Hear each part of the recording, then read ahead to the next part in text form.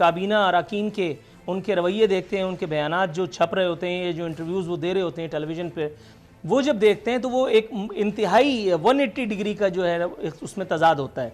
मेरे सामने एक बयान पड़ा, एक वज़ीर का फरमा रहे अनकरीब आवाम को सस्ती चीनी मिलेगी, और आगे लिखा है पाकिस्तान हर फोरम पर भारतीय बर्बरियत सामने लाता रहेगा। सर, भारत को कोसने से पहले अगर हम ये देख लें कि हम खुद अपने अवाम के साथ क्या कर रहे हैं। पेट्रोल बहरान हुआ, चीनी बहरान हुआ, उसकी रिपोर्ट फाइल हुई, उसके बाद जो मरकजी किरदार तो नहीं, बहरहाल एक किरदार थे जहांगीर तरीन साहब, वो बैरून मुल्क जाकर के अपने फार्म हाउस में बैठे हैं। एहतसाब की यहाँ बातें हो रही हैं। सर, किसका एहतसाब होगा? वो तो वहाँ बैठे हैं।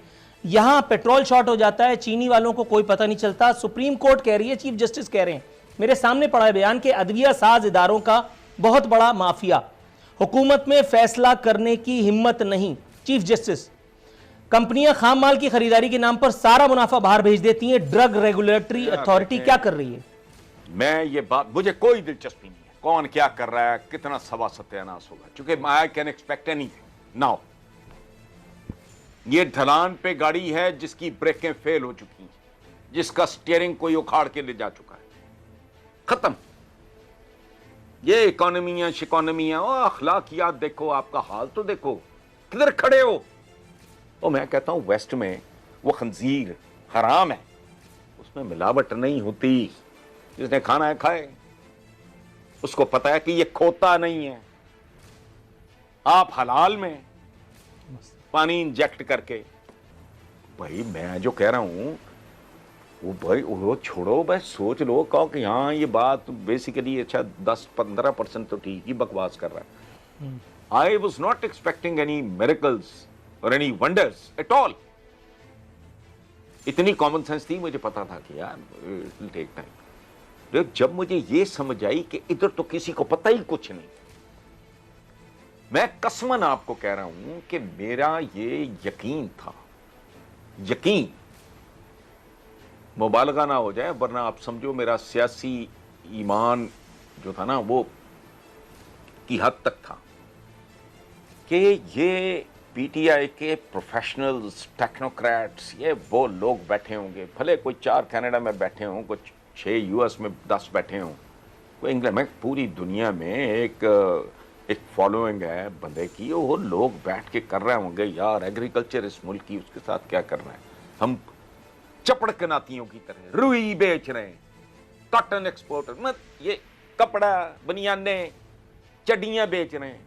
वो जमाना देखो किधर जा रहा है, कोई इंजीनियरिंग गुड्स की तरफ आओ। मेरा ख्याल था एक काम बड़ा आला हो रहा होगा, बैठे होंगे लोग, इनको सारी अब ये कह रहे हैं कि ये बेड़ा गर्क कर गए हैं। वो मुझे तो भाई घर बैठे, मैं तो सोशलाइज करता ही नहीं, मैं तो मिलता जुलता हूं ही नहीं लोगों से, तब भी मुझे घर बैठे पता था कि सूरत हाल क्या है। आपको भी पता होगी, अखबारें भरी होती थी, क्या कर गई है नून लीग, क्या कर गए हैं पीपल्स पार्टी वाले, तो उसमें कौन, तो मुझे अंदाजा था कि इनको तो बिल्कुल पता होगा, और पता होगा तो कल जाके इससे निपटना कैसे, उसकी तैयारी भी हो रही होगी। I was such a bloody fool, I was an idiot. घर बैठे ही मैंने अज्यूम कर लिया कि ये हो रहा होगा। ये कौन है? इस मुल्क का यही तो अजाब है, खुलफाए राशिदीन का तो इनकी नापाक जबानों पे नाम, इन्हें कोड़े मारने चाहिए, उनके नाम लेते हैं। दूध आपका केमिकल से बनता है, वहां महजब दुनिया में गायें दूध देती हैं, यहां मरे हुए जानवरों की अंतड़ियों से ऑयल बनता है, जिसमें खाने बनते हैं। ये चौकों चौराहों पे ये जो बर्गर मर्गर बन रहे होते हैं, क्या कर रहे हो आप इस एनवायरनमेंट में? रोड में 15 साल, एक पूरी नस्ल, प्राइमरी पे फोकस करो, बंद करो यूनिवर्सिटियां बनानी। तो सब्सिडियां देने वाले भी वो, तो लेने वाले भी वो, तो आप सिंगल आउट करके 1, 2, 4, 10 नाम निकाल के, वो तो विलेन ही नहीं है आपके। ये प्रॉब्लम है हम लोगों का। चोरों को छोड़ो, चोरों की मां का जिक्र करो। आपकी हर गवर्नमेंट जुल्फकार अली भुट्टो के बाद उसे आपने कातिल कह के, वो था नहीं, मैं उस बहस में नहीं पड़ रहा, उसको सजाए मौत दी। किसी को जरूरत हुई कहे कि इसने बाहर जायदाद बनाई है, बाहर इसने ये किया है, को सरे महल लिया है, ये एमन फील्ड है इसका, या इसके नेकलेस की कोई दास्तान है बेगम नुसरत भुट्टो, बताएं। उससे पहले मैंने पहले भी मिसाल दिए दिन, ये तो कल्चर ही ताबा है। ज़ियाउल हक ने ये कल्चर पैदा किया। भुट्टो की बेटी, मैं कोई एडमायरर नहीं हूं किसी का, याद रखें मेरे हीरोज कुछ और हैं, एक ही हीरो है मेरा, वो इसलिए कोई इश्यू नहीं है। बच्चे थे, बेवकूफ थे, जज्बाती थे, नारे सुने, इंप्रेस हुए, भुट्टो के लिए जेल भी काट दिया, ससाद बंद, मैं जेल प्लान। अच्छा, वो बात में समझ आ गई। बेनजीर 86 में बाहर आई है, उसको तो करप्शन की ये भी सीखा नहीं पता होगा, जिस तरह का उसका बैकग्राउंड था। यहां जब लैंड की है, मेरे सामने की बात है। एक मेरा बहुत ही प्यारा यूनिवर्सिटी का मरहूम दोस्त, वो पंजाब का अहम तरीन आदमी, मेरे सामने की बात है। एक शाहिद नवाज था जो बाद में ओवरसीज का वो हेड रहा है, एक दफा एमपी हो, फिर उसने कहा कि यार ये एमपी तो कुछ भी नहीं होता, तो फिर ओवरसीज का उसको पता नहीं एमडी या चेयरमैन लगा दिया गया। मेरे सामने उन्होंने वो पीटे बाकायदा, बीबी if we get an opportunity तो please make sure that we can make some money.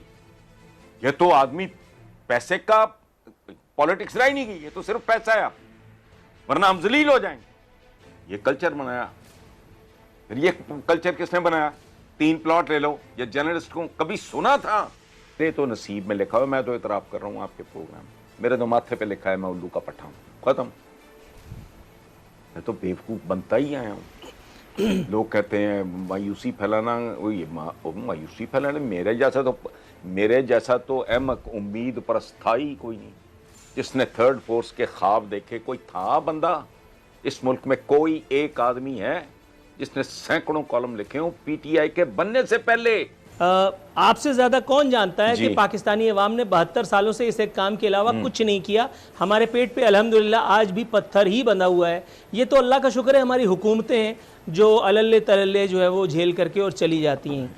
दूसरी बात, आपने कहा कि एक और नस्ल जो है वो हम उसकी कुर्बानी दें। सर 15 साल के बाद अगर हसन निसार साहब को अपने इस आइडिया पर तासुफ का इजहार करना पड़े तो मैं तो नहीं होऊंगा, मेरा ख्याल है। एक और नस्ल गई।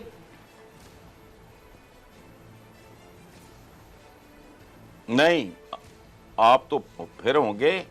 मुझे अपना पता है 15 साल बाद कि मैंने डेफिनेटली नहीं होना, और मैंने अपने प्रोग्राम में कहा था कि मेरी कब्र पे जूते मारना।